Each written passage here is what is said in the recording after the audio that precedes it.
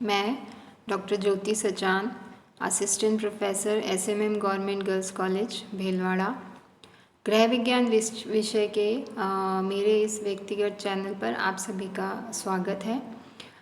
आज का ये जो वीडियो आप देख रहे हैं, इसमें हम अध्ययन करने वाले हैं एक्सक्रीटरी सिस्टम के बारे में, और उसके अंदर भी स्पेशली यूरिन एक्सक्रीटरी सिस्टम के बारे में हम यहाँ पर अध्ययन करेंगे।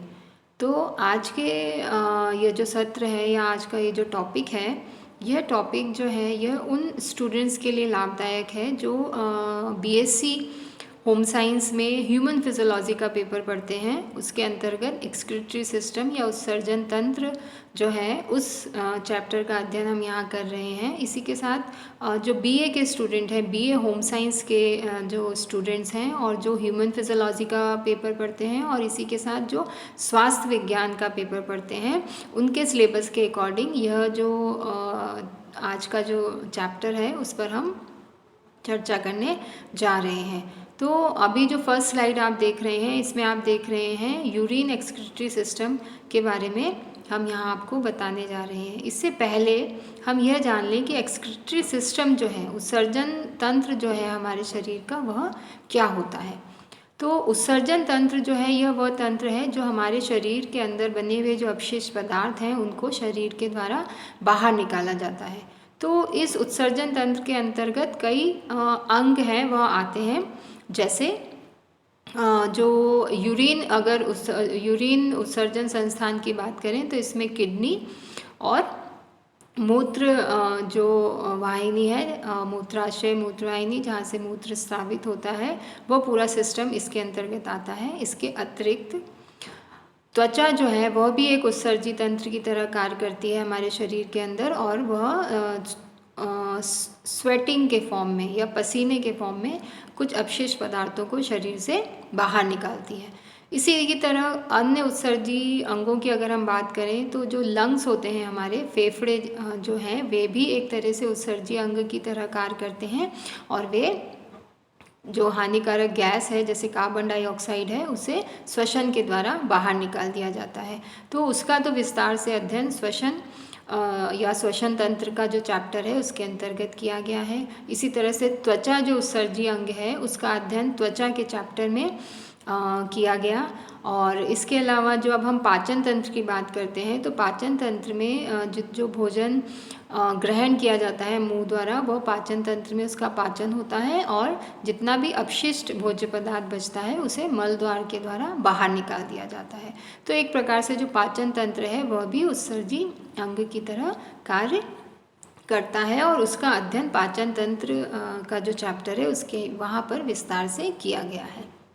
तो इस प्रकार उत्सर्जी अंग जो हैं वो अलग अलग हैं। उसमें भी मूत्र उत्सर्जी जो संस्थान है या एक्सक्रीटरी सिस्टम है, उसका डिटेल में अध्ययन हम इस वीडियो के अंतर्गत करेंगे।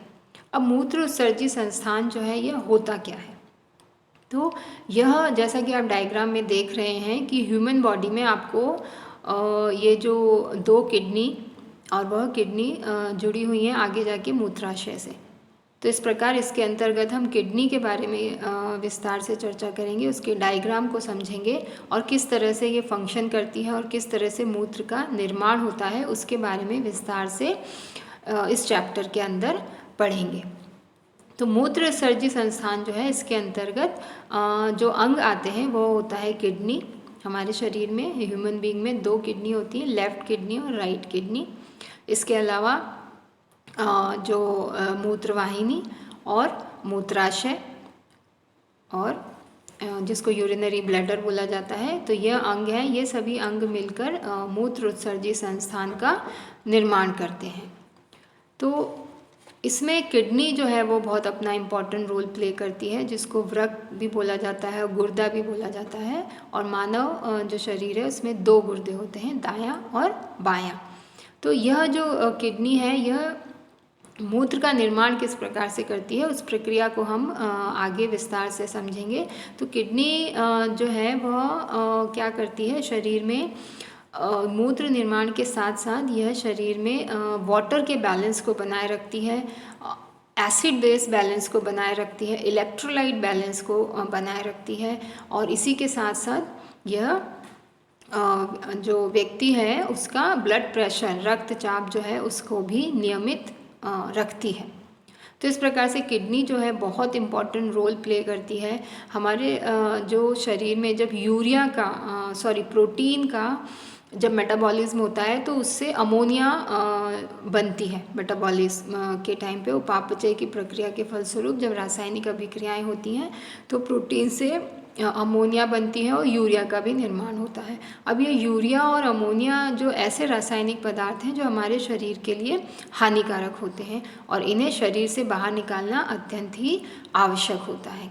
तो यह यूरिया और अमोनिया रक्त द्वारा किडनी में लाए जाते हैं और यहाँ पर जब फिल्ट्रेशन का प्रोसेस होता है तो वहाँ से यूरिया और अमोनिया जो होते हैं वे मूत्र में कन्वर्ट हो जाते हैं और मूत्र वाहिनी से होते हुए मूत्राशय में एकत्रित हो जाते हैं। तो इस प्रकार ये जो किडनी होती है इसका सबसे इम्पोर्टेंट कार्य होता है कि शरीर के जो अपशिष्ट पदार्थ हैं जो रक्त में उपस्थित होते हैं वे सब छन के किडनी के अंदर जो नेफ्रॉन्स पाए जाते हैं, जो किडनी की संरचनात्मक इकाई होती है, उसमें फिल्ट्रेशन का प्रोसेस होता है और वहाँ से फिर मूत्र का निर्माण होता है और मूत्र में ये अपशिष्ट पदार्थ शरीर मूत्र का जब विसर्जन होता है तो ये अपशिष्ट पदार्थ शरीर के द्वारा बाहर निकाल दिए जाते हैं। तो इस प्रकार जो किडनी है वो इम्पॉर्टेंट रोल प्ले करती है इन अपशिष्ट पदार्थों को बाहर निकालने में।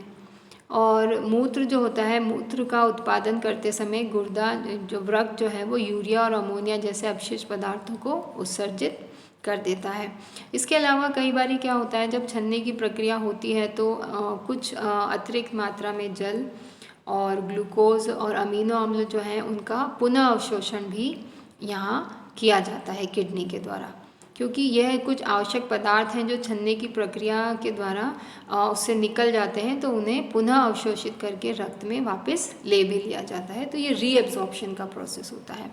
इसी के साथ जो किडनी होती है ये किडनी कुछ हार्मोन्स भी उत्पन्न करती है, जैसे कैल्सिट्रियोल हार्मोन यहाँ से उत्पन्न होता है, रेनिन नाम का एक हार्मोन यहाँ से उत्पन्न होता है और एरिथ्रोपोएटिन नाम का हार्मोन किडनी में जनरेट होता है। तो इस प्रकार जो किडनी है वह हार्मोन उत्पन्न करने का कार्य भी करती है।